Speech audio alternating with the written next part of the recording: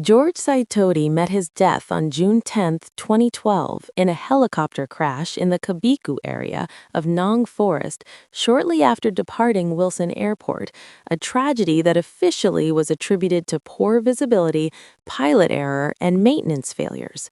The loss shocked the nation, but it also reopened a long history of danger and controversy that had followed him throughout his career.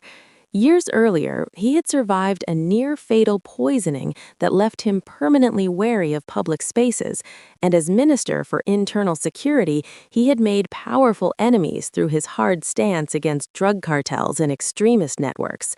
Even in death, questions lingered. Forensic anomalies, last-minute changes to the flight crew, and the timing of the crash, just as he was preparing to present sensitive security matters to Parliament, fueled widespread suspicion that his passing may not have been purely accidental. His death thus came to symbolize the heavy personal cost of wielding power in a political system marked by intrigue, high stakes, and unresolved shadows. George Saitoti was born on August 3, 1945, at Aga Khan Hospital, Nairobi. He was given the name George Kanusia Kiari at birth, the son of Kikuyu parents Zachariah Kiari and Zipporah Gathoni. His early childhood unfolded in Olkeri, Lower Matasia, and Ololua in Kajiado district, where his family had settled after his father moved to Maasai land during the 1950s state of emergency to escape colonial repression. Although born Kikuyu, Saitoti's identity became deeply intertwined with the Maasai community. As a young boy growing up among Maasai families, he underwent traditional initiation rites and was formally assimilated into the community. It was during this period that he adopted the name Saitoti and the Maasai name Musengi, meaning traveler or immigrant, a reflection of his journey between cultures. Herding cattle as part of Maasai pastoral life shaped both his worldview and his lifelong connection to Kajiado. This dual heritage, however, would later become a source of political controversy, with critics branding him a man without a base, while supporters saw him as a symbol of national rather than tribal identity. His formal education began at Ololua Primary School before he earned admission to Mangu High School, where he quickly distinguished himself for his academic brilliance and mastery of English, earning the nickname the Moving Dictionary. In 1963, he left Kenya for the United States to study at Brandeis University as a Wien International Scholar under the Kennedy Airlift Program. At Brandeis, he graduated with first-class honors in mathematics and also studied economics. Alongside his academic excellence, he excelled in athletics, becoming one of the top high jumpers in New England. Saitoti continued his postgraduate studies in the United Kingdom, completing a Master of Science in Mathematics at University of Sussex, before earning a PhD in Mathematics from University of Warwick in 1972.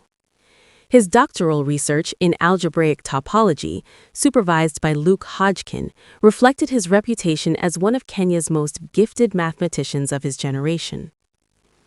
Upon returning home in 1972, Saitoti joined University of Nairobi as a lecturer in mathematics. His rise in academia was swift. By 1983, he had become an associate professor and head of the mathematics department.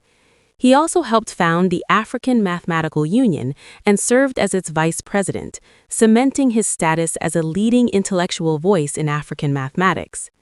Yet, his academic career would soon intersect with politics in ways that transformed his life and Kenya's political landscape. His entry into public life began in the mid-1970s when he served in the East African Legislative Assembly. In 1983, President Daniel Arap Moi plucked him from academia, appointing him a nominated member of parliament and minister for finance. It was the start of a long and powerful political career. Saitoti later won election as Member of Parliament for Kajiado North, a seat he held for more than 2 decades. He served as Kenya's vice president for a total of 13 years, making him the longest-serving holder of that office in the country's history. Across successive governments, Saitoti held some of the most powerful portfolios in the Kenyan state. As finance minister, he presided over the economy during a turbulent era of structural adjustment and political transition. As Minister for Education, he oversaw the implementation of free primary education, a landmark reform that opened school doors to millions of Kenyan children. Later, as Minister for Internal Security, he became the public face of Kenya's war on terror and led the launch of Operation Lindanchi against al-Shabaab militants in Somalia. He also served briefly as acting Minister for Foreign Affairs and chaired the Party of National Unity, positioning himself as a serious presidential contender ahead of the 2013 general election. For more than a decade, Saitoti was widely regarded as President Moi's most trusted lieutenant. Their political partnership, however, ended dramatically in 2002 when Moi bypassed him in the succession plan. The public humiliation at Kasarani Stadium, where Moi silenced him with the words, "Kimya, Professor," marked a turning point in Saitoti's career. He soon left the ruling party, declaring that there comes a time when the nation must come before the individual, a line that became one of the most quoted moments of Kenya's political history.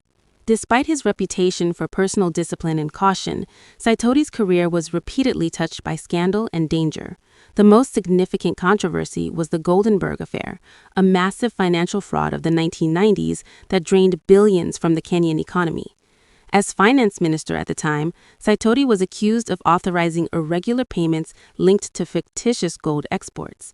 A commission of inquiry later recommended criminal charges, forcing his temporary resignation, but the High Court eventually granted a permanent stay of prosecution, clearing him of wrongdoing. In 1990, he survived a near-fatal poisoning at a Nairobi restaurant, an incident that left him deeply traumatized. From that day on, he refused to eat in public and lived under constant security, convinced that powerful enemies wanted him dead. This sense of danger followed him throughout his later career, especially as he took public stands against drug cartels and corruption networks operating within the state. Privately, Saitoti lived a guarded life. He was married to Margaret Saitoti, and together they adopted a son, Zachary Musengi Saitoti. The family maintained a low public profile, and following Saitoti's death, Zachary's parentage became the subject of a protracted court battle that was ultimately resolved in favor of the Saitoti family. Saitoti was the second-born child and first son in his family. His siblings largely pursued business careers rather than politics. By the time of his death, Saitoti was widely regarded as one of Kenya's wealthiest politicians.